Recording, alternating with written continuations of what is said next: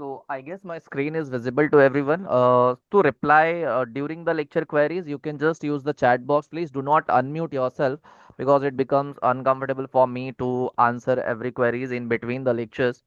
Okay, so these topics we have covered in our lecture, like introduction and concept of management. We have seen what is management. Management is a thing which we use in our day-to-day life. Management is everywhere. Okay, so in our normal life, in as a student, as a official, wherever we are working, we are using the management things in our day-to-day life. It is for every type of business. Management is a universal phenomena. It is not like that it is applicable only to the educational institution or the healthcare institute or any hospitality industry. It is irrespective of industry and gender and age and income and region and race. It is applicable to everyone. Then we have covered this topic, nature and features of management.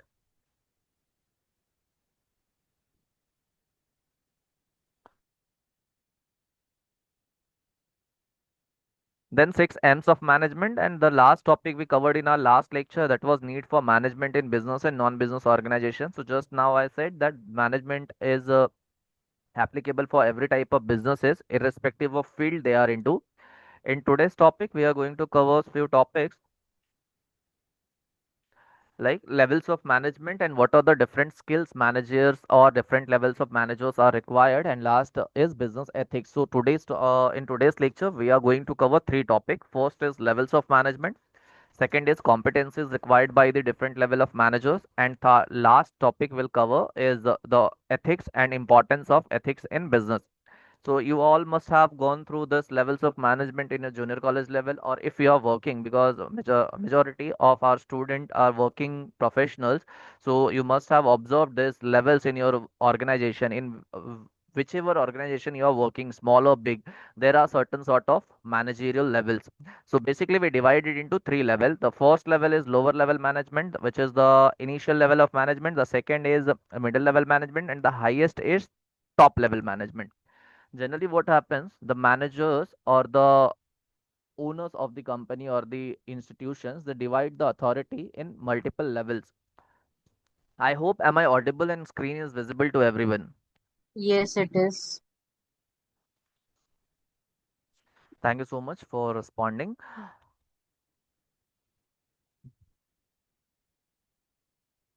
Okay, so the lowest level of management, there is low level management. This is a level through which the most of the workers interact on a daily basis. आप जिस भी organisation में working हो वहाँ पे आप अपने immediate superior से जो बातें करते हो डेली या जो इंस्ट्रक्शंस उनसे रिसीव करते हो, they are the person who belongs to the lower level management, or LLM we call it in a short, lower level management. These people are the junior managers, inspectors, supervisors, or the assistant managers, or ASM we call it. Okay, so these are the manager who get the actual work done from the worker. Let's suppose कि I have joined certain organization as a fresher or as a trainee, तो मैं जिसके under place रहूंगा, that person will be my immediate superior. दो words ध्यान रखना है सबको. One word is subordinate and one word is superior. Subordinate means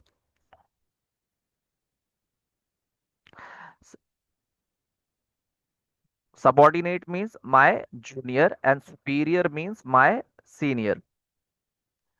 So every organization may we have to work with between these two authorities. Subordinate जिसको आप instruction दे सकते हो, and superior means from whom you taking the instructions. Okay. Then comes the middle level manager. Middle level managers are the departmental heads who control the lower level managers. Okay. So these are the head of the department. Like marketing manager is the head of the marketing department. Then we have purchase head who is the head of the purchasing department, who is responsible for all the raw material and resources ka procurement. Then we have sales manager who is responsible for the sales related things of the company. Then we have operations manager who looks after the day to day operations of the organization. Then we have branch manager. Branch manager depends if the company is functioning through multiple branches. And then we have a finance manager. Finance manager is a person who looks after all the financial arrangement of the company. So these are the superior or the departmental heads or the branch heads. These people doesn't work in isolation. इनके support में lower level management के जो officials होते हैं वो होते हैं। मैं जस्ट एक एग्जांपल दूंगा। आप लोगों में से मोस्ट ऑफ लोगों ने सुपरमार्केट विजिट किया होगा। Just give me a one example. अगर आपने लाइफ में कभी भी मॉल विजिट किया है या किसी ब्रांडेड शोरूम को विजिट किया है, let's suppose for example there is a store owned by Tata called Croma. सुना है किसी ने? Croma is an Yes. Electronic brand.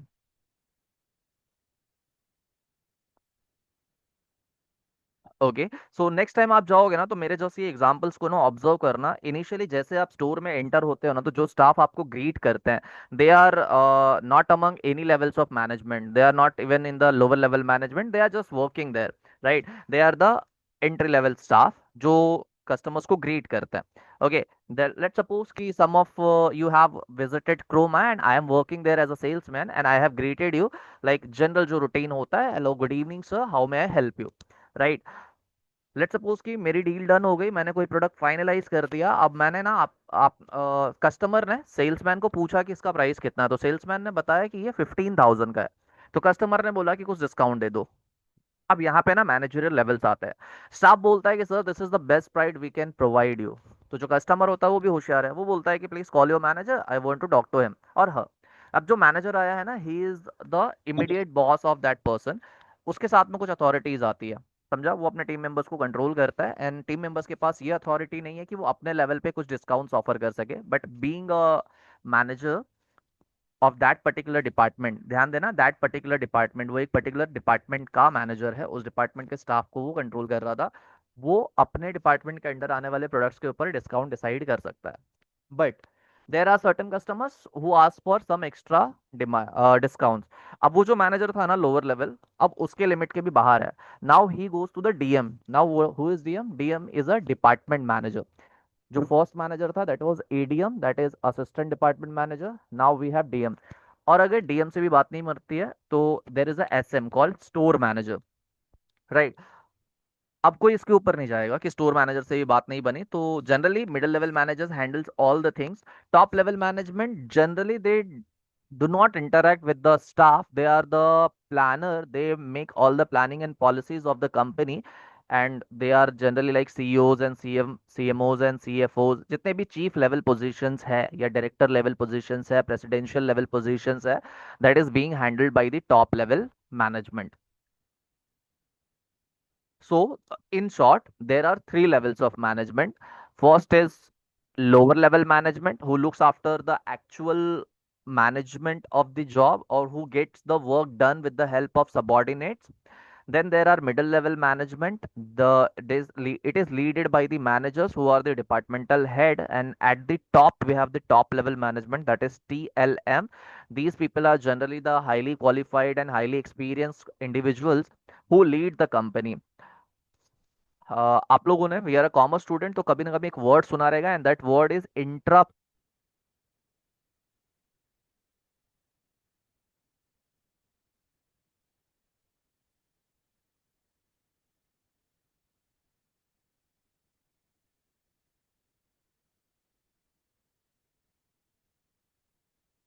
Yes.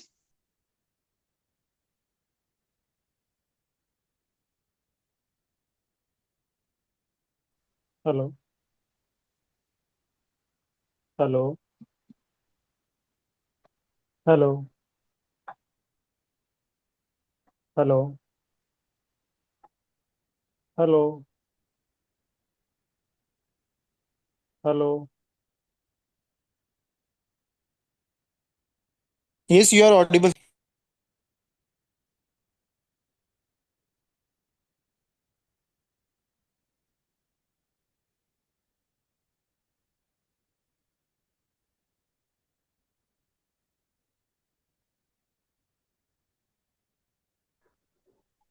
Sir, you are not audible.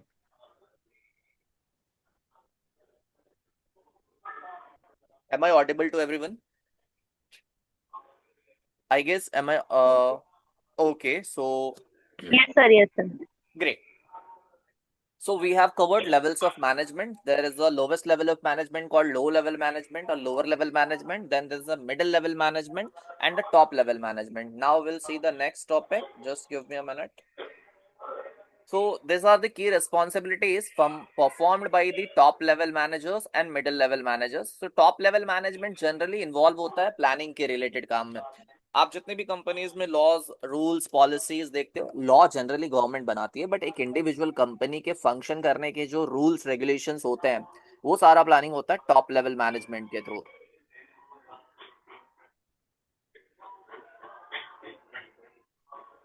Okay, so if anybody has any queries now, you can use the chat box. I will try to answer the question if possible. Otherwise, topic से related कुछ भी queries है, then you are free to ask in the last few minutes of the lecture. Okay, so top level management is responsible with the formulating and setting the goals and objectives of the organization. Let's suppose कि you are the owner of the company or you are the CEO of the company. So you'll have to make certain plans and policies regarding the functioning of the organization. जितने भी rules and regulations है कि company कैसे work करेगी, company का future क्या होगा, each and everything will be decided by the top level management. So top level management में जनरली वो लोग आते हैं who are highly qualified and highly experienced and generally the owner of the company. They decide everything regarding the future of the company, regarding the functions to be performed by the middle level managers, and regarding the task distribution, regarding the hiring of top level officials. एक word आप लोगों ने शायद सुना रहेगा, KMP. KMP generally top level management में आते हैं एंड मिडिल लेवल मैनेजमेंट में भी थोड़े से आते हैं. KMP means key managerial personnel. Key managerial personnels are those people who are important for the organization, who take the important decisions which can make or break the company's future. So next we have middle level management. Middle level management generally क्या करता है, top level management ने जो plans and policies decide की है उसको execute करवाने का काम कौन करता है, middle level management.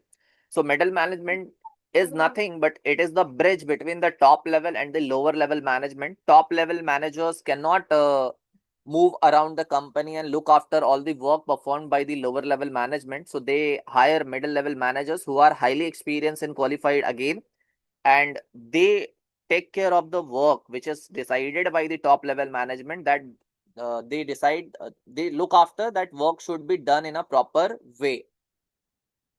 Okay, so next we'll see what are the different levels of management. Next we have lower level management.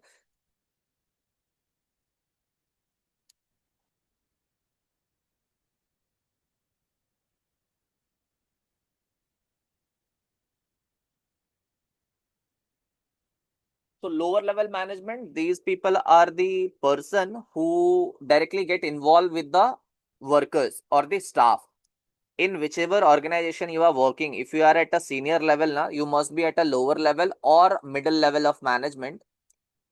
Someone of you may have reached at the top level management, but when we start working somewhere now, we generally start as a fresher or as a trainee. So the first promotion we get as a lower level management, we get involved into managerial things as a lower level managers. As a lower level manager, our responsibility is to assign the tasks to individual workers. So let's suppose you are leading a team of 10 or 15 people and you are assigning tasks to them, and you are providing training as well and instruction as well. So lower level management is the level of management which takes care of all the tasks of the company. जितने भी काम है, mostly जो काम है वो execute करवाने का काम, उसको परफॉर्म करने का काम लोअर लेवल मैनेजमेंट में होता है. They ensure the quality standard and maintaining the workplace discipline. So जो immediate managers होते हैं, just for your simple example, अगर आपने लाइक स्कूल या कॉलेज देखा होगा तो आपके जो टीचर्स हैं they are from lower level management, जो HODs होते हैं they are from middle level management, and the principal is from the top level management. Right, आपके घर में आप लोग कौन हो, लोअर लेवल मैनेजमेंट. आपके जो बड़े भाई बहन रहेंगे they are middle level management, and your parents और if your grandparents are active, then they are the top level management. Is it clear everyone? We have 3 levels of management: top level, middle level and lower level of management. Top level is generally concerned with the planning or formulating the policies. Middle level is generally concerned with the execution of things and giving the task to the lower level management, and lower level management gets the work done with the help of the subordinate staff.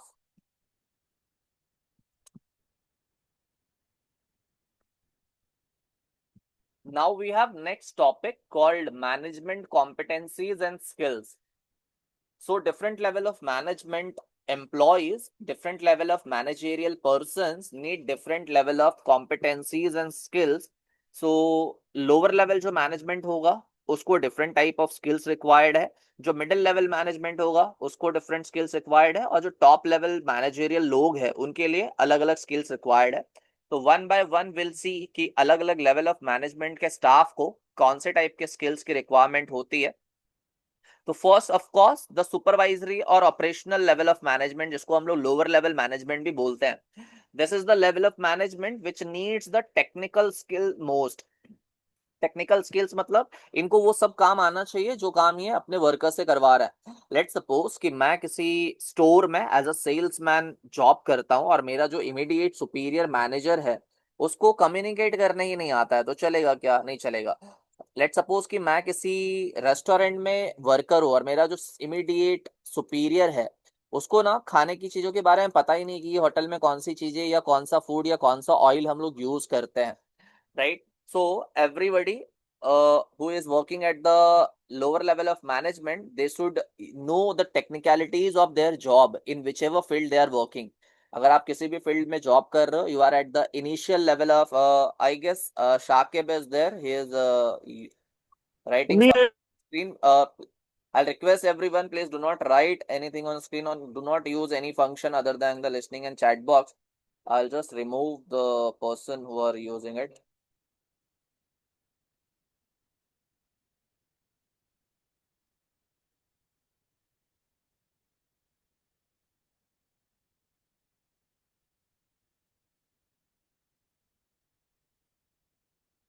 Okay, so apart from chat box, you don't have to use. I have already told you all that at the end of the lecture, I will try to attend your questions, not related to the books and any other thing, only related to the topics I am covering here.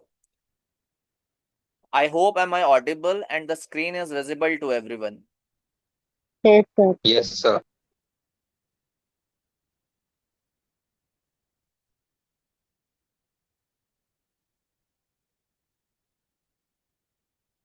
Okay. So see, we will start with the skills needed by the lower level management. So lower level management needs the technical skill. यहाँ पे technical skill का क्या मतलब है कि आप जिस भी फील्ड में हो वो रिलेटेड जो काम है वो आना चाहिए. नहीं तो ऐसा नहीं होना चाहिए कि मैं वर्कर को बोल रहा हूँ कि जल्दी काम करो, तुम लोगों से होता नहीं है. किसी वर्कर ने पूछ लिया कि सर ये कैसे होगा, तो मैंने बोला कि रुको मैं एक यूट्यूब वीडियो देख के बताता हूँ. Right? This should not be happen. In whichever field we are, we should know the technical aspect of our job. If you are into the entertainment industry, if you are into a creative industry, तो आपको वो related काम आना चाहिए. Because you are a manager, you are leading a team of 5, 10, 15 or sometimes 500 or thousands of people. Everyone is expecting कि मुझे अगर कुछ queries होगी then sir को मैम को आता रहेगा, because you are a manager, you are leading the team, right? Next we have middle level management. Middle level management needs human skill. They should know how to treat their staff. Actually, this is needed by all level of staff, but middle level management are not handling the ordinary staff. They are handling the lower level management who are qualified, experienced, and who are well versed with their job in which they are working. So the middle level management is more concerned with the, like, they are working with the technically qualified staff. तो उनको क्या होना चाहिए? Human skills में अच्छा होना चाहिए. Human skills का क्या मतलब है कि उनको अपने स्टाफ से वेल मैनर्ड में, वेल बिहेव्ड मैनर में पेश आना चाहिए. यानी यहाँ पे क्या हो रहा है कि उनका जो स्टाफ है ना, उनको देखो, ह्यूमन स्किल सबके पास होनी चाहिए और सबको आना ही चाहिए. बिकॉज कैसा है ना कि आप किसी को टारगेट नहीं कर सकते, या फिर आप बिना किसी को सपोर्ट किए या बिना किसी को लाइक ट्रेंड किए किसी से काम नहीं करवा सकते. So human skills are fundamentals to management. Because ना किसी के साथ में काम करने के लिए ना जो मैनेजर है ना उसका रोल इंपॉर्टेंट होता है. लेट सपोज कि आपने अपने जूनियर मैनेजर को बोल दिया कि काम करवाओ. अब वो जूनियर को सब क्वेश्चन पूछ रहे हैं, जूनियर ने आपसे पूछा और आपको आता नहीं, तो आपने उसको डायलॉग मार दिया कि कुछ आता नहीं तो मैनेजर क्यों बन गया. समझा ये? तो you should know how to treat the employees because the leader should have the ability to motivate and influence other. Interpersonal skills अच्छी होनी चाहिए। इंटरपर्सनल, कुछ लोगों को आपने नोटिस किया रहेगा, आपके ग्रुप में भी रहेंगे या आपके घर पे भी रहेंगे या कहीं ना कहीं ऑब्जर्व किया रहेगा, कुछ लोगों का बातें करने का स्किल्स बहुत अच्छा होता है। कभी किसी जगह पे फंसे तो वो बातचीत करके निकल जाते हैं। कभी आप लोगों में से किसी के फ्रेंड ने ऐसा किया रहेगा कि ट्रैफिक वगैरह में फंसे, या कभी ऐसा किसी चीज में किसी ने कहीं पे फंस गया तो वो बातें करके चीजों को, मैटर को सॉल्व कर लेते हैं। This is called interpersonal skill. अब मैं ये नहीं बोल रहा हूँ कि यहाँ पे हम लोगों को फालतू के मैटर्स में पढ़ना है, बिकॉज समटाइम व्हाट हैपेंस कि बहुत बड़े बड़े इश्यूज को भी बातचीत करके निकाला जा सकता है। जैसे आप लोगों ने एक चीज सुना रहेगा, डायलॉग और द डिप्लोमेसी। मीन्स ना, देर आर टाइम्स कि हर जगह लड़ने से कुछ मतलब नहीं है, बिकॉज टाइम, एनर्जी, मनी सब वेस्ट होगा। तो वी शुड नो कि how to get our work done. अगर आप छोटे बच्चों को मैनेज कर रहे हो तो अलग लेवल पे उनको थोड़ा सा डरा के, थोड़ा सा धमका के, मार के, या थोड़ा सा चिल्ला के शांत करवा सकते हो। But if you are handling a adult kids, और if you are working, let suppose कि आप में से कुछ लोग जॉब कर रहे हो, कुछ लोग क्या ऑलमोस्ट सब लोग कर रहे हो। अगर आपकी टीम में कोई टीम मेंबर है हु इज 30, 40 और 50, तो you can not talk to them like you are talking to your siblings और योर फ्रेंड्स, राइट? अलग अलग डिफरेंट डिफरेंट पर्सन के साथ में यू बिहेव डिफरेंट। तो you should know the human skills, because middle level management पे ना आप ऐसे लोगों को हैंडल कर रहे हो जो अपने फील्ड में ऑलरेडी 10, 15, 20, 50 लोगों को हैंडल कर रहा है। Next, we have top level management. Top level management में there is a requirement of conceptual skills, which means you should have a conceptual clarity regarding your decisions, regarding your planning, regarding what decisions you are taking and what kind of impact it may create. Let's suppose ना, एक example है, आप लोगों में से कुछ लोगों ने नोटिस किया रहेगा या ऑब्जर्व किया रहेगा कि एक कंपनी है बिस्लरी करके। बिस्लरी वालों ने ना अपना सॉफ्ट ड्रिंक लॉन्च किया था। किसी को पता है? Use the chat box.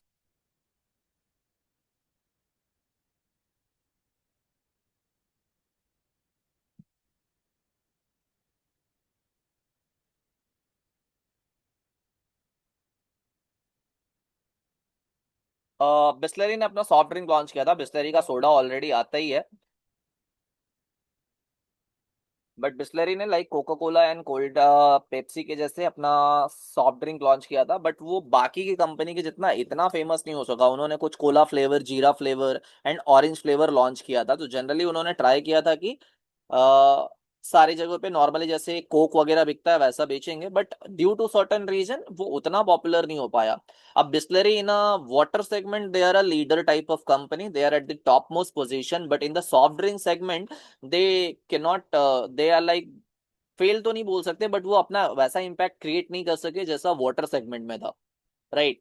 तो टॉप लेवल मैनेजमेंट ने क्या डिसाइड किया कि जनरली बिस्लरी का जो सप्लाई था सॉफ्ट ड्रिंक वाले प्रोडक्ट का, वो जनरली थोड़ा सा कम कर दिया। इनिशियली 2023 के अराउंड ना ये थोड़ा सा दिखना स्टार्ट हुआ था बहुत सारे सॉफ्ट ड्रिंक वाले स्टोर्स पे, बट बाद में जब इतना अच्छा रिस्पांस नहीं था तो धीरे धीरे उसको कम कर दिया। दिस शोज की उनका कॉन्सेप्ट क्लियर था कि बिका तो ठीक है, नहीं बिका तो थोड़ा सा क्या कर देंगे, कम कर देंगे। और बिस्लरी के जो ऑथोराइज स्टोर है, ऑथोराइज स्टोर मतलब कुछ ऐसे डेयरी या कुछ ऐसे एरियाज होते हैं, कुछ ऐसे स्टोर होते हैं ना जहाँ पे सिर्फ बिस्लरी के प्रोडक्ट्स बिकते हैं, तो वहां पे अभी भी बिस्लरी का सॉफ्ट ड्रिंक मिल जाता है। या फिर टॉप लेवल मैनेजमेंट में लेट सपोज की कंपनी ने कुछ मेजर चेंज डिसाइड किया, जैसे अभी जीएसटी में रिडक्शंस हुए हैं। तो अगर मान लो कि किसी कंपनी ने डिसाइड किया कि हम लोग क्या करेंगे, जीएसटी के रेट्स का जो बेनिफिट है कस्टमर को पास ऑन करेंगे, तो दो ऑप्शन है, या तो प्राइस कम करना है या तो क्वांटिटी बढ़ाना है। Whatever decision they are taking, they have to be ready कि क्या इम्पैक्ट होगा। क्लियर है ये? तो different type of managerial authorities need different type of skills. Next we have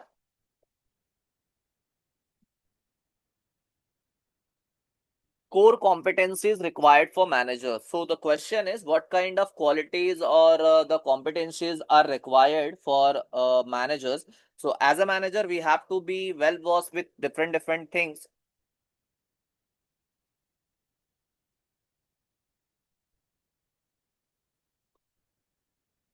So these are the skills which is required by the managers. आप लोगों में से बहुत सारे लोग जॉब कर रहे हो या मे भी करने वाले होगे, part time, full time, whatever type of job you are doing. In future you may become a managerial personnel, और अगर अभी भी हो तो अच्छी बात है। अगर अभी आप लोगों में से कुछ लोग मैनेजेरियल पोजीशन पे है तो वो सब ये सारी चीजें फील करते होंगे कि उनके पास ये सारी स्किल्स है।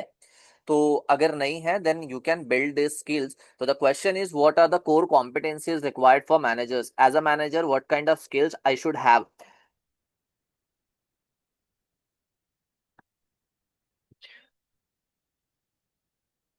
Yes, someone has said that conceptual skills, I नहीं समझा, तो just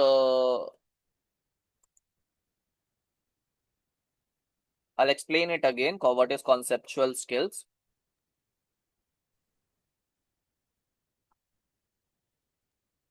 Yes, I understood your way of teaching and giving examples too good, sir. Understood. Okay, just give me a minute. So I'll explain it in a short, in a minute. Conceptual skills ना generally ना complex situations को समझने के लिए चाहिए होता है, because top level management यहाँ पे ना फील्ड पे उतर के वो लोग सेल्स करने या कस्टमर से मिलने नहीं जाएंगे। They are framing the policies, so they should know कि मेरी पॉलिसीज का क्या इम्पैक्ट हो सकता है। Just let me give you a simple example.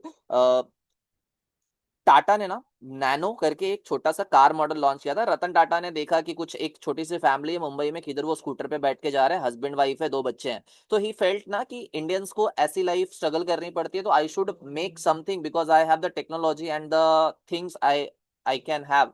बहुत सारी चीजें हैं, टेक्नोलॉजी है, इंजीनियर्स है, पैसे हैं। तो उन्होंने सोचा कि हम लोग इंडियंस को एक छोटा सा कार देते हैं। ठीक है, जो कार में एक छोटी सी फैमिली, हम दो हमारे दो टाइप के, या फिर कोई अर्बन एरियाज में रहता है ना, बहुत सारे लोग अकेले भी रहते हैं, तो वो लोग बड़ी बड़ी गाड़ी में घूमते हैं या फिर नहीं अफोर्ड कर सकते। बड़ी गाड़ी में घूमने का मतलब जो पैसे वाले वो बड़ी गाड़ी में अकेले ही घूमते हैं, तो वो पूरा का पूरा रोड पे एक अच्छा खासा स्पेस कवर करते हैं। तो रतन टाटा ने सोचा कि दो फायदे होंगे, एक तो हर किसी को मिल सकता है ये कार बिकॉज बहुत अफोर्डेबल होगा, और दूसरा ये होगा कि जो वर्क अर्बन स्पेस में लोग रहते हैं ना, जिनके पास पार्किंग का शॉर्टेज है, वो लोग यूज कर पाएंगे।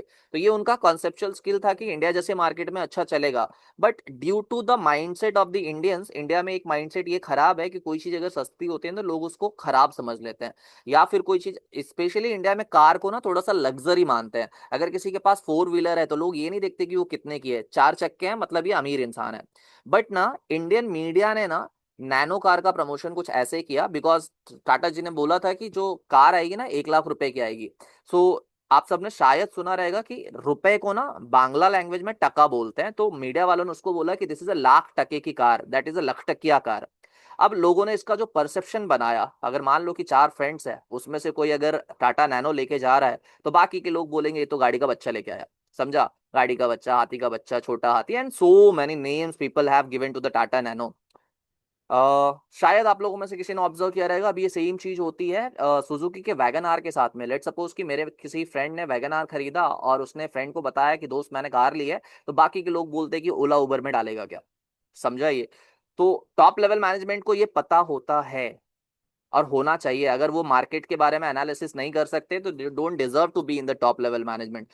बाद में नैनो का प्रोडक्शन इंडिया में बंद करना पड़ा बिकॉज उसको वैसा कस्टमर रिस्पॉन्स नहीं मिला। अब कंपनी वाले नहीं नहीं फोर्स करते कि नहीं नहीं ये टाटा का है, टाटा की सारी चीजें तो बिक जाती है, चलो नैनो भी बेचते हैं, नहीं। इनिशियली कंपनी ने नैनो का जो प्रोडक्शन था वो स्लो किया, बाद में बंद कर दिया। अब शायद नैनो का ईवी वर्जन आएगा, जब आएगा तो हम लोग अभी लेक्चर के एग्जांपल्स में डिस्कस करेंगे। नेक्स्ट है what kind of, I hope now it is clear.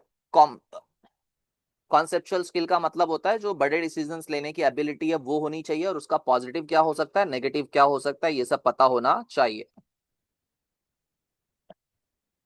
Next देखो क्या है, what kind of skills required for manager, मतलब एज अ मैनेजर ना मेरे पास क्या क्या स्किल्स होनी चाहिए।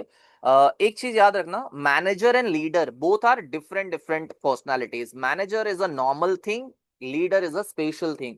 मैनेजर क्या करता है, काम करवाता है, लीडर काम करवाता है साथ में करता भी है। अब ऐसा नहीं कि सारा काम लीडर ही करने लग जाए, बट लीडर ना गाइड करता है, काम करके बताता है कि ऐसे करना है। मैनेजर क्या करता है, देखो ऐसे ऐसे करना है, समझा, ठीक है काम पे लग जाओ। This is the manager's way to work. But leader क्या करता है, इंगेज हो जाता है।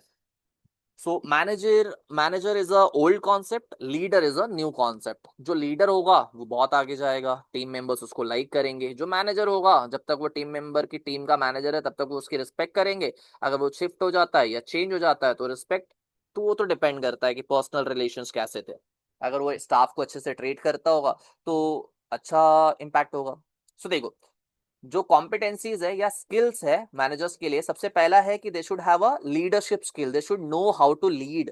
अब ऐसा नहीं है कि मैंने बोला कि जोश से काम करो, कुछ भी दिक्कत होगा तो मैं मदद करूंगा, जैसे कोई प्रॉब्लम आई और मैं गायब हो गया, मैं हाफ डे लेके निकल गया।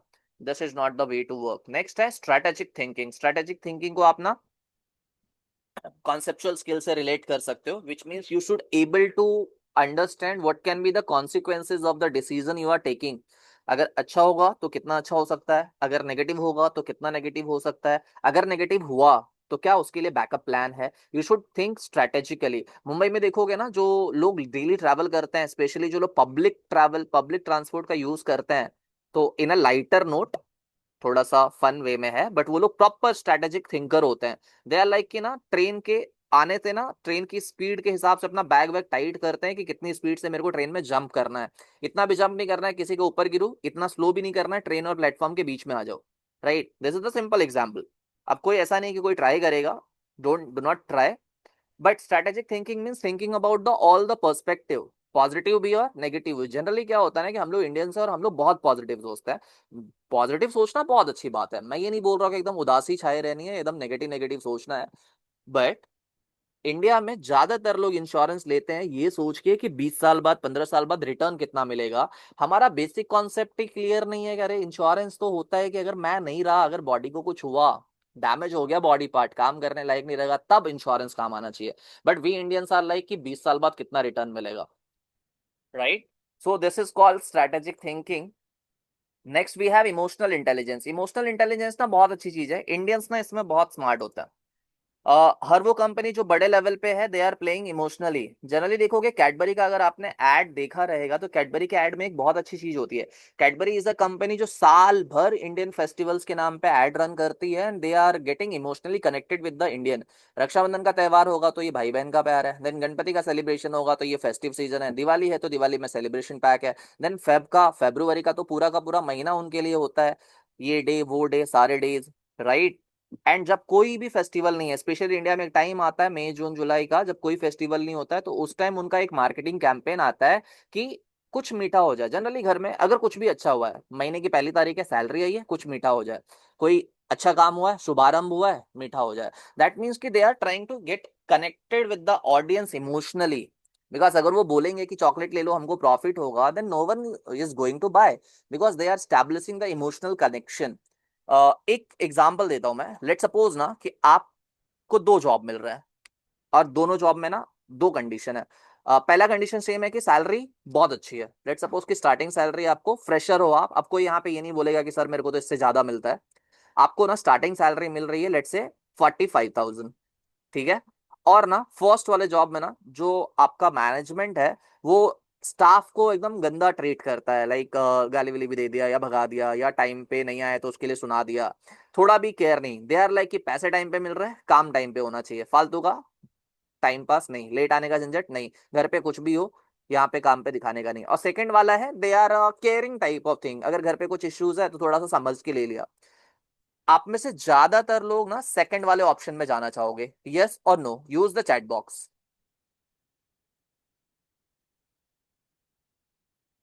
No one is going to like कि सर पहले वाले के पास में जाते हैं ना, काम से काम रहेगा।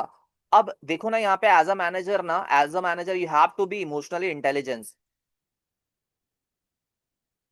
मान लो कि आप जॉब करते हो, आपके घर पे कुछ इश्यूज है, आपने अपने मैनेजर को बताया कि सर घर पे ना बहुत दिक्कत है, थोड़ा सा मैं एक दो दिन लेट आऊंगा। मैनेजर ने बोला कोई बात नहीं है, थोड़े दिन लेट आ जाओ। और फिर ना आप 2-3 दिन लेट गए और थर्ड डे से आप काम पे टाइम पे जाना स्टार्ट हो गए। एक हफ्ते के बाद आपके मैनेजर ने पूछा कि भाई तेरे घर पे सब बढ़िया ना, सब ठीक ना, तूने बोला था ना प्रॉब्लम है, मैंने नहीं पूछा क्योंकि 2-3 दिन तू टेंशन में था। अच्छा लगेगा ऐसा पूछने पे कि आप बोलोगे तो अपने काम से काम रखना, क्या पंचायत है? How many of you are gonna feel good about it? Your manager is asking like how everything is at your home. समझा? ये this is called emotional intelligence. Emotional intelligence का मतलब है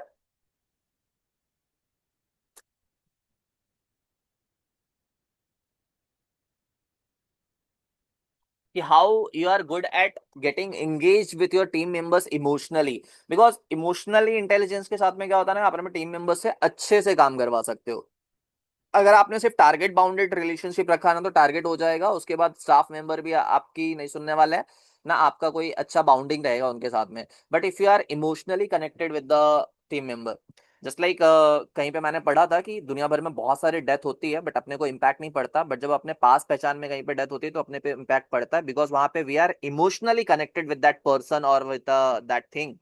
समझ रही है? तो same happens with the companies and organizations as well. अगर आप इमोशनली कनेक्टेड हो, company is emotionally connected with their employee, then both way होता है ये, एम्प्लॉय के एंड से भी एम्प्लॉयर के एंड से भी। So as a manager you have to get connected emotionally with your, you have to use your emotional intelligence. अब ऐसा नहीं कि किसी के फालतू पंचायत में घुस के डेली पूछना है कि घर पे सब कैसा है, this is also not the right way. If someone is willingly saying telling something about their issues, then you should try to understand what kind of issues they are facing, because sometime what happens ना कि हमारे जो personal issues होते हैं हमारे professional life को भी impact करते हैं। तो हम लोग ये वाला डायलॉग मार के नहीं निकल सकते कि घर की बातें घर पे, ऑफिस की बातें ऑफिस में। जनरली वी शुड ट्राई कि प्रोफेशनल लाइफ को पर्सनल लाइफ को अलग रखें, बट समटाइम इट हैपेंस कि नहीं हो पाता है। Next is communication skills. देखो, communication skills is not about the language. जरूरी नहीं है कि आप एक पर्टिकुलर लैंग्वेज में बहुत अच्छे हो then only you are a good communicator. You can be good at any language. दुनिया में बहुत सारी लैंग्वेज है, इंडिया में तो 22 ऑफिशियल लैंग्वेजेस है और मोर देन 100 लैंग्वेजेस है। आप किसी भी लैंग्वेज में परफेक्ट हो। कम्युनिकेशन स्किल्स का मतलब है कि how good you are at conveying your message to your team. आप अपने टीम को अच्छे से समझा पा रहे हो और आप अपनी टीम को समझ रहे हो। समटाइम देखो घर पे कैसे होता है कि आप मम्मी के आंखों के इशारों से समझ जाते हो कि मम्मी गुस्से में है। This is also communication skills. So as a manager you should have a command on your team कि जब आप अपनी टीम से बातें कर रहे हो तो टीम मेंबर रिजल्ट्स के साथ में रेडी रहे, ऐसा नहीं कि एक्सक्यूजेस लेके रेडी है। समझाइए? This is what communication skill. Next we should have a decision making and problem solving skills. We should know how to take the right decision at the right time and how to solve the problem. We can face multiple type of problem. बहुत सारे problems हो सकते हैं, financial problem हो सकते हैं, non financial problems हो सकते हैं। तो we should able to solve every type of problems with the proper decision making ability. Next the most important skill we should have is time management. हम लोग सबसे कम एक्यूरेट इसमें होते हैं। इंडियंस के साथ में हमारा एक प्रॉब्लम ये होता है कि हम लोग ना आईएसटी फॉलो करते हैं, इंडियन स्टैंडर्ड टाइम। किसी ने 10 बजे बुलाया तो हम लोग 10:15 को जाएंगे ये बोल के कि वो खुद लेट आएगा। हम ही शुरू नहीं कर रहे हैं, सामने वाले से क्या एक्सपेक्टेशन कर सकता है? समझ रही है? तो we should be very punctual. Japanese लोग देखोगे, साउथ कोरियंस देखोगे, they are very punctual. Foreign countries के, इंडिया में भी बहुत सारी कंपनीज है जो टाइम मैनेजमेंट को प्रॉपर फॉलो करती है, बट हम लोग लाइक यूज टू हो चुके होता है कि नहीं चलेगा, 10-5 मिनट तो लेट चलता ही है, राइट? जापानीज कल्चर में ऐसा है कि वहां पे अगर ट्रेन 2-4 मिनट भी डिले होती है तो वहां पे जो ट्रेन मैनेजर होता है एवरी पैसेंजर को इंडिविजुअली वो लोग क्या करते हैं, सॉरी बोलते हैं। और हम लोग तो यहाँ पे तो इसको इशू ही नहीं मानते हैं, राइट? बिकॉज चाइल्डहुड से हम लोग का ऐसा होता है कि 5-10 मिनट लेट तो चलता है। So this is not to be the case. As a manager you should be very punctual. अगर आप पंक्चुअल नहीं हो, लेट सपोज कि आप खुद लेट आए हो, आप अपने टीम मेंबर को बोल रहे हो कि आप डेली लेट आते हो, किसी ने अगर बोल दिया कि सर आप तो खुद मेरे सामने आते हो, समझाइए? So this is the most important skill required for the managers. Next we have team building. Team build करने आना चाहिए आपको ना, अपना काम करवाने के लिए अपने जैसे लोग या अपने अकॉर्डिंग वाले लोग चाहिए जो आपकी क्या बात पे चले या आपके कंडीशंस पे अग्री हो। तो एज अ मैनेजर ना it is your responsibility to build a team जिसके साथ मिलके आप काम कर सकते हो और करवा सकते हो। बहुत सारे बड़े बड़े प्रोजेक्ट्स होते हैं जिसमें मान लो कि 4 अलग अलग लोग हैं and they are not ready to listen to each other, काम होगा ही नहीं। सो इसलिए मैनेजर की रिस्पॉन्सिबिलिटी है कि they should build their own team. Last is digital competencies. Digital competency मतलब डिजिटल लिटरेट होना चाहिए। पीसी वगैरह या जो लेटेस्ट थिंग्स है, इंटरनेट डिवाइसेस है या डिजिटल टूल्स है या एआई वगैरह जो थिंग्स है, ये सब यूज करने आना चाहिए। टाइम के हिसाब से you have to be updated. आप ये नहीं बोल सकते कि मेरे टाइम में स्कूल में ये नहीं था, कॉलेज में ये नहीं था तो मैंने नहीं पढ़ा। You we have to update ourselves, we have to get updated with the ongoing changes. Last topic है बिजनेस एथिक्स। बिजनेस एथिक्स का इंपॉर्टेंस देखेंगे हम लोग, then I will give you 5 minutes to raise your queries related to the topics. हाँ, फिर देखो, ethics का मतलब ना सबको पता होगा। एथिक्स का सिंपल सा मीनिंग है knowing what is right and what is wrong and performing what is right. You should know what is right and what is wrong, and obviously always you should perform what is right. अगर आप ethics follow करोगे ना तो आपका business बहुत अच्छे से grow होगा। और एथिक्स के कुछ इंपॉर्टेंस है, ये हम लोग देखेंगे। So we'll cover one by one the importance of ethics. The first is builds customer trust and loyalty. India mein there are certain brands now which enjoys the immense customer loyalty because they are following the ethics. Now I will not go into the deep, but India mein Tata enjoys the most customer trust and customer loyalty. अगर let's suppose कि आपको simple सा salt buy करना है, नमक buy करना है, majority of you will buy the Tata namak. Why? Because over the period of time Tata has made their corporate image in a way like कि लोगों को ऐसा लगता है कि salt means टाटा salt ही होना चाहिए, टाटा नमक ही होना चाहिए, because टाटा की जो मोस्ट ऑफ द प्रोडक्ट्स होते हैं वो क्वालिटी वाइज कॉम्प्रोमाइज नहीं होते हैं। So this is what customer feels की ethically they are right. Next we have enhances company's reputation and brand image. अगर आप एथिकली करेक्ट हो, आपके घर में, फैमिली में, फ्रेंड्स में कोई ना कोई एक ऐसा मेंबर रहेगा ना जो ज्यादा चापलूसी नहीं करता रहेगा, ज्यादा झूठ नहीं बोलता रहेगा। तो कई बार ना लोग एग्जाम्पल देते हैं, अगर इसने बोला है तो मैं मानूंगा, इसके सामने बोल दे या इससे पूछवा दे, समझाइए। या फिर लेट सपोज कि किसी पर्सन ने बोल दिया, आपकी मम्मी ने कुछ बोल दिया। कितने लोग हो आप यहाँ पे जो घर पे मम्मी जब भी खाना देती है तो पूछते हो कि टेस्ट करके बताओ, कोई क्वेश्चन करता है क्या? नहीं, because you trust your parents. समझाइए, दिस इज एथिक्स। कभी ऐसा हुआ है कि पेरेंट्स ने नींद नींद की दवा मिला के खिला दी हो? नहीं, कभी नहीं होगा, बिकॉज कहीं पे लिखा नहीं है, या फिर आपने कभी डाउट नहीं किया, शक नहीं किया, कभी किसी ने पूछा नहीं। Right, this is ethics. Ethics का मतलब है knowing what is right and what is wrong. आप सब लोग 18 प्लस हो गए होंगे, पेरेंट्स अगर चाहे तो आपको बोल दे कि जाओ कमाओ और खाओ, बट बहुत सारे लोग ऐसे होंगे जो पेरेंट्स के साथ रहते होंगे और शायद फीस वगैरह भी पेरेंट्स देते होंगे। समझ रही है? पेरेंट्स को पता है कि 18 का हो गया है, लीगली ही इज ऑफ अ एज जहां पे इससे काम करवा सकते हैं, but they are not forcing you. बहुत सारे लोग हैं इंडिया में तो पेरेंट्स बहुत ज्यादा पैम्पर करते हैं बच्चे को। इंडिया में जितना पैम्परिंग होता है फॉरेन कंट्रीज में इतना नहीं करते हैं। समझ रही है? तो अगर आप एथिक्स फॉलो करोगे बिजनेस में, so it will help the company to enhance their reputation and create a distinct brand image. Next, it promotes the long term profitability and sustainability of the company. अगर कोई company ethics follow करती है तो उसका जो long term में profit है वो तो डेफिनेटली इंक्रीज होगा। समटाइम देखो ना, हमारे लोकल एरिया में भी देयर आर सर्टेन शॉप्स जहां से हम लोग कोई प्रोडक्ट बाय करते हैं कि इसकी दुकान से लेना।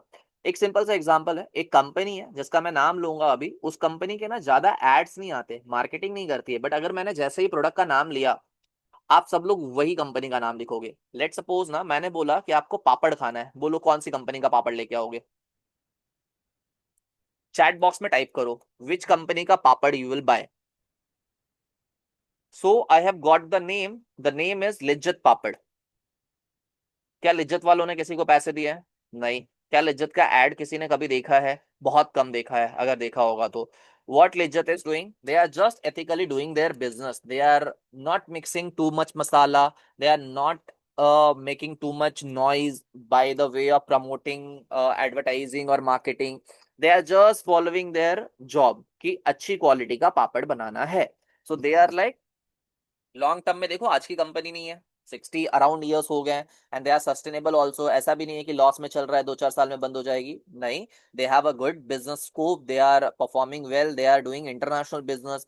Amul is an example, right, but Lijjat थोड़ा सा ठीक ठाक है। सारे जो एग्जांपल्स दिए हमने। नेक्स्ट देखो, we have it reduces the legal risk and regulatory issues if you are ethically correct. Sometime देखो ना कि आप एक डायलॉग मारते हैं हम लोग की, मेरे को पता है कि मैं सही हूं तो मैं किसी के सामने किसी की नहीं सुनूंगा।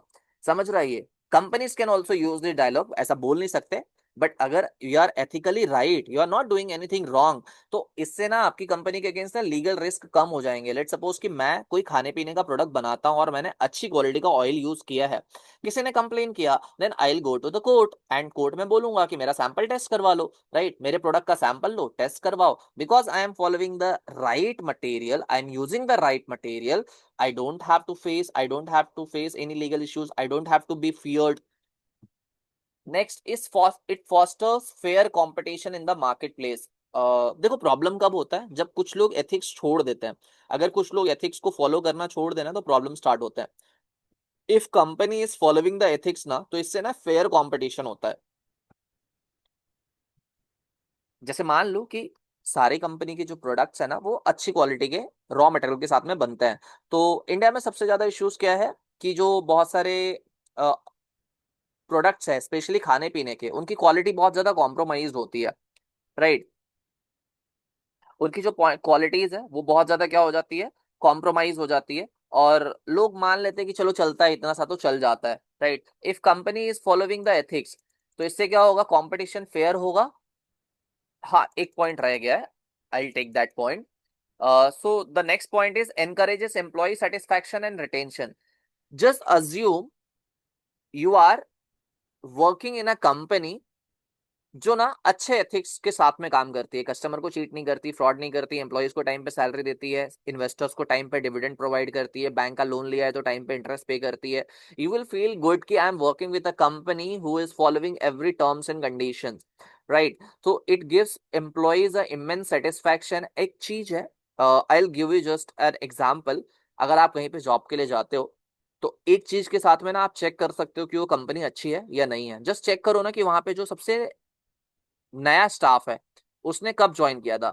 अगर कोई कंपनी है जहां पे स्टाफ ना एवरी 2-3 मंथ्स में, 4-5 मंथ्स में, 6 मंथ्स में, या एवरी ईयर 2-4-10 स्टाफ चेंज होते हैं, दैट मीन्स कि वहां पे रिटेंशन का थोड़ा सा इश्यू है। देखो, एम्प्लॉय के एंड से भी इशू हो सकता है, एम्प्लॉयर के एंड से भी इशू हो सकता है, but if any company is there जहां पे फ्रिक्वेंट स्टाफ चेंजिंग होते हैं, मतलब there are certain issues. So next time अगर आप जॉब के लिए जाते हो तो ट्राई करना है कि वहां पे स्टाफ के चेंजेस फ्रिक्वेंट होते हैं या थोड़ा लेट होता है। बहुत सारे ओल्ड स्टाफ है, अगर ओल्ड स्टाफ है मतलब they are having trust on the company, company is doing ethically correct thing, that's why they are there for the number of years. अब कोई ऐसा नहीं बोलेगा कि सर 1-2 साल बाद सेम जगह पे काम नहीं करना चाहिए। Money is not everything, money is the most important thing of course, but money is not the everything. तो कंपनी अगर एथिकली राइट है तो वहां के जो एम्प्लॉयज रहेंगे दे विल फील सेटिस्फाइड कि मेरी कंपनी कुछ फ्रॉड नहीं कर रही है। समटाइम देखो ना व्हाट हैपेंस कि अगर कोई कंपनी फ्रॉड करती है, एक एग्जांपल दूंगा मैं। एक कंपनी थी इंडिया में, ज्यादा पुरानी नहीं है, there was a company Byju's जो ऑनलाइन पढ़ाने का काम करती थी, राइट। बाइजूस वालों के जो ओनरशिप थे उन्होंने कस्टमर्स को, पेरेंट्स को प्रॉमिस किया कि आपके बच्चे को हम बहुत अच्छे से पढ़ाएंगे, बट ऐसा नहीं हुआ एंड बाइजूस जो थी बैंकरप्ट हो गई। तो जो पेरेंट्स जिन्होंने अच्छी खासी फीस भरी थी, उन्होंने क्या किया, ऑफिस गए जहां पे बाइजूस के ऑफलाइन सेंटर्स थे, वहां पे स्टाफ से झगड़ा किया, और बहुत सारे ऑफिसेज में जो पेरेंट्स थे ना, उन्होंने फर्नीचर और टीवी सेट्स वगैरह उठा लिए कि फीस रिफंड नहीं मिलेगा तो हम ये एसेट लेके जा रहे हैं। वहां पे बहुत सारे स्टाफ थे जिन्होंने भी ये बोला कि हमको भी ये प्रॉमिस पे रखा गया था कि इंसेंटिव्स अच्छे मिलेंगे, पे अच्छा मिलेगा, हम लोगों ने अच्छी खासी जॉब छोड़ी या फिर बहुत होप के साथ में आए थे, बट ऐसा हुआ नहीं। समझ रहा है ये? तो क्या वो एम्प्लॉयज के माइंड में कंपनी की इमेज अच्छी रहेगी? वो कंपनी के अगेंस्ट बहुत सारे लीगल इश्यूज चल रहे हैं। So this is called the importance of ethics. अगर आप एथिक्स फॉलो करोगे तो बहुत सारा बेनिफिट होता है। Next we have strengthens stakeholders relationship. Stakeholder मतलब anyone who is related to the company in any way. Stakeholder में कुछ लोग आते हैं जैसे owner, investor, customer, employees, shareholder, society in general, government and environment. These all are the stakeholders. अगर आप business ethics यानी नैतिकता को फॉलो करते हो, in Hindi and Sanskrit and Marathi it is called नैतिकता। नैतिक मतलब अच्छी चीजें करना जो किसी के लिए भी हार्मफुल ना हो। अगर आप एथिकली करेक्ट हो तो आपके जो स्टेक होल्डर है, आपके जो रिलेटेड लोग हैं, वो क्या करेंगे, ट्रस्ट करेंगे। आप में से कितने लोग हैं जो लिज्जत पापड़ खरीद के लाने के बाद चेक करते हैं कि इसमें कौन सा केमिकल है? नहीं, पैकेट ओपन किया, फ्राई किया, खा लिया। समझा ये? Why? Because we have trust कि this company is not using any harmful material. But let suppose कि कभी पता चले कि this company is using harmful material, तो क्या होगा, लोगों का ट्रस्ट एक बार टूट गया तो next time they will doubt कि ये कंपनी सब में तो ऐसा नहीं करती है। Next we have support social responsibility and community development.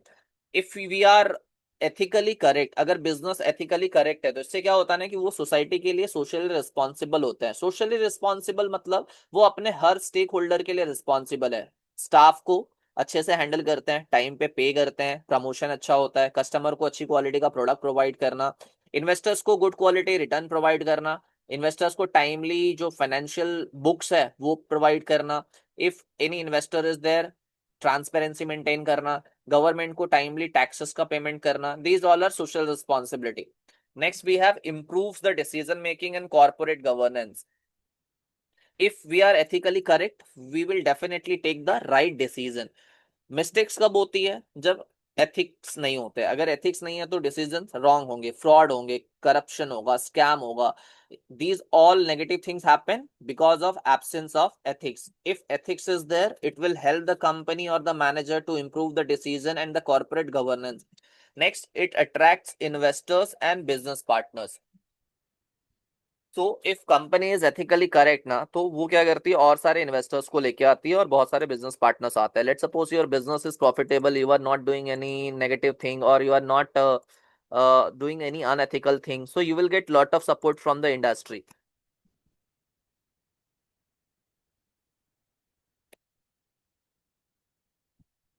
So thank you so much, class. So now I'll give you just wait for a minute. Thank you so much. Today's session is over. So just wait for a minute.